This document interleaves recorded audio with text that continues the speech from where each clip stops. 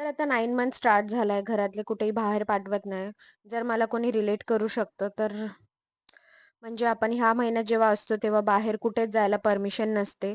अगदी म्हणजे बिल्डिंग खाली जाण्यासाठी पण खूप सारे विनवण्या करायला लागतात. तर आज मी जबरदस्ती बाहेर निघाली होती बिकॉज हा जो टाईम आहे तो खूप डिप्रेसिव्ह आहे. तर माझ्या बहिणीने आज हाल्फ डे घेतला होता आणि आमच्या दोघींचा प्लॅन झाला काहीतरी हेल्दी ऑप्शन चूज करून खायचा. तर मग बरेच दिवस आम्ही ठाकुर्लीला गेलोही नव्हतो. मग तिथे बेनेबेला जायचं डिसाईड झालं. बिकॉज तोच एक ऑप्शन आहे जो मी आत्ता खाऊ शकते.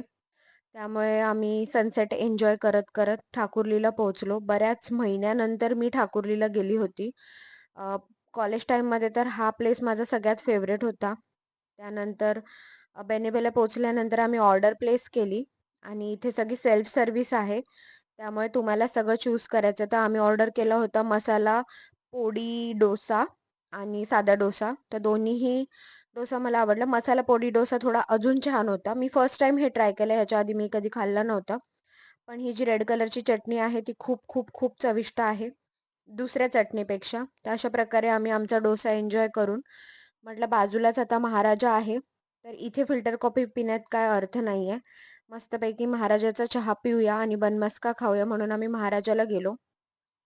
महाराजामध्ये ही हा हॉट चॉकलेट आणि चहा एन्जॉय करून बनमस्का खाऊन आम्ही लगेचच रिटर्न घरी येण्यासाठी निघालो. आणि त्यानंतर अगेन रॅपिडो बुक करून आम्ही घरी रिटर्न आलो आणि हा मस्त असा डेझर्ट खाऊन आम्ही आमच्या दिवसाचा एंड केला. Thanks for watching.